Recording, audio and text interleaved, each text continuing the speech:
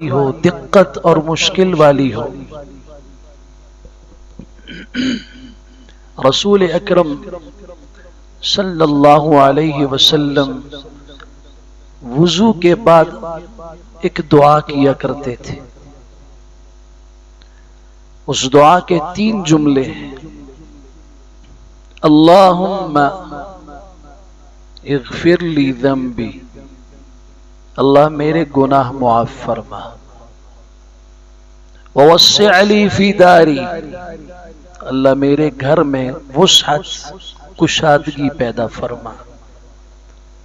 वबारिक ली फ़ी रिज़्क़ी, अल्लाह मेरे लिए मेरे रिज़्क़ में बरकत पैदा फरमा। गुनाहों की माफ़ी हो गई, आखिरत का मसला हल हो गया। घर की वुसअत, रिज़्क़ की बरकत हासिल हो गई तो दुनिया के मसाइल हल हो गए। जामिअ तरीन और मुख्तसर तरीन दुआ है जिसमें आखिरत के मसाइल भी और दुनिया के मसाइल भी हल कर दिए गए।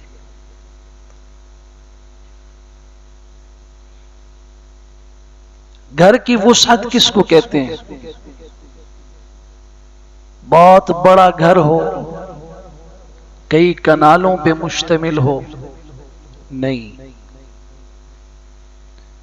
वुसअत घर की कुशादगी का मतलब ये है कि वो घर जरूरत के लिए काफी हो जाए और जब उसमें घर वाला दाखिल हो तो उसे राहत और सुकून और चैन और सहूलत मिल जाए।